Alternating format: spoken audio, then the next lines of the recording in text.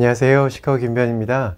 오늘은 긴급하게 지난 주말에 발표된 2022년 6월달 비자 블루틴에 대해서 말씀드리겠습니다. 특별히 좀 갑작스럽게 놀라시는 분들이 있을 텐데 계속 취업이민 문호가 좋았는데 비숙련, 그러니까 3순위 취업이민 중에 가장 후순위에 해당하는 비숙련 이민에 대해서 6월달 이민 문호가 3년 정도 뒤로 후퇴를 해서 2019년 5월로 후퇴한 결과를 발표했습니다. 뭐 당장 아마 이 기사를 이제 인용한 한국 뉴스나 이런 데 보면 이제 비숙련 이민이 3년 정도 지연된다 이제 이렇게 기사가 날 텐데, 정확하게 그게 무슨 뜻인지 또 지금 현재 취업이민 3순위 비숙련으로 영주권 하시는 분들이 또 제 의뢰인분들 굉장히 많으시고 최근에 굉장히 각광받는 이민이라서 그 정확한 내용에 대해서 조금 설명드리려고 합니다. 첫 번째로 우선 그 비자 블루틴의 발표 내용이 그 자체로 영주권 절차를 다 스탑시키거나 그런 건 아닌 것은 꼭 기억하시기 바랍니다.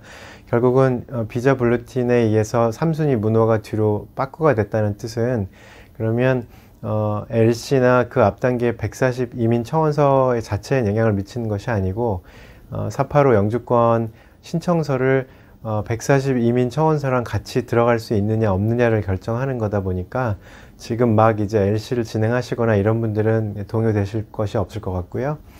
그 다음에 이제 또 한 가지 중요한 문제는 이 3순위 비숙련의 경우에 원래 미국이 모든 취업 이민을 1년에 14만 개 토털, 그러니까 신규 케이스 쿼터를 가지고 있습니다. 그래서 14만 개를 연방 회계연도 기간인 10월 1일부터 다음해 9월 30일까지 이제 각 쿼터별로, 각 카테고리별로 다 소진을 하거나 하면은 그 이제 문호를 닫거나 뒤로 이렇게 후퇴를 시켜서 더 이상 접수를 못 하도록 하면서 이 전체적인 숫자를 컨트롤하는 거거든요. 사실 이제 지난 코비드 기간 동안에 여러 가지 이 고용을 하는 것이 줄고해서 사실 또 이민국이 문도 닫고 해가지고 2022년도 회계연도에 같은 경우에는 작년 2021년도 회계연도에 이민자가 한 30-40%가 줄어가지고요.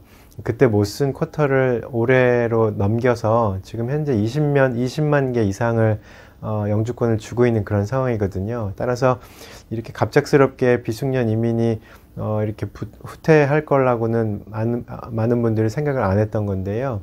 그래서 일단 놀라지 않으셔도 되는 것은, 첫 번째 중요한 것은 이제 비자 블루틴이 후퇴가 되었다는 것이 지금 시작되면 계속 그러는 것이 아니라 예를 들어서 지금 6월달 2022년도 쿼터가 닫혔는데요. 사실상 3년이 뒤로 갔으니까.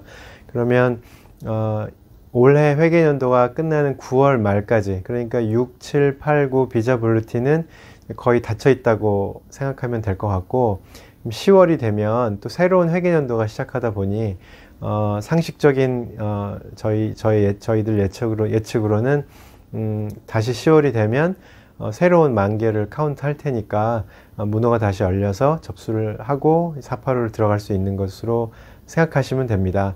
그리고 또 다시 새해에 얼마나 접수자가 들어와서 밀려서 또 쿼터를 어떻게 할 것인지 이제 그런 조정에 의해서 변경이 될 거기 때문에 당장 앞으로 무조건 3년이 걸릴 것이라고 이렇게 비관적으로 생각하실 필요는 없을 것 같고요.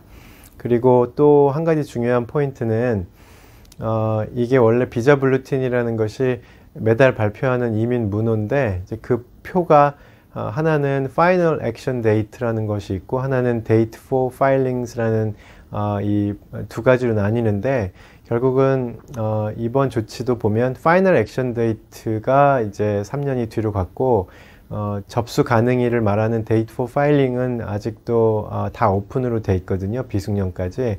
따라서 지금 이대로 만약에 최악의 경우에 조금 문호가 계속 후퇴된 것으로 발표가 되더라도, 나중에 복귀가 됐다가 다시 닫히거나 하더라도 원래 이민국은 미국 내에서 485를 진행하는 사람들에게 그 두 차트 중에서 뭘 보고 485를 넣을 수 있는지를 발표를 하는데, 통상적으로 Date for Filing 차트에 의해서 사파로 접수를 할 수 있는 경우가 대부분이기 때문에 만에 하나 조금 문호가 계속 뒤로 간다 하더라도 그게 무슨 뜻이냐면 LC 나오고 140 나오고 485를 접수는 하되, 그리고 이제 485가 들어갈 때 765라는 노동허가서가 같이 들어가니까요. 그러면 노동허가서까지 받으면 사실 영주권이 아직 나오지는 않더라도 사실 영주권자가 된 것처럼 일을 이미 시작해서 할 수 있게 하기 때문에 스폰서로서도 물론 이제 영주권을 빨리 받는 게 중요한 목적인 경우에는 그게 이제 큰 손해지만, 만약에 일을 빨리 시작하고 조금 여기서 체류할 생각이시라고 하면 사실은 영주권 기다리면서 좀 더 있을 수 있는 그런 상황은 될 확률이 높기 때문에 너무 비관적으로 생각하실 필요는 없을 것 같습니다. 그리고 이번에 주말에 나온 비자 블루틴의 이제 메모를 보니까 이게 좀 특수한 사정이 한 가지 있는 것 같아요. 뭐 짧은 영상에 설명을 길게 할 수는 없는데, 니카라과를 포함한 중미에서 어떤 이제 난민들을 망명시키거나 뭐 이런 이제 특별 법이 있는데요.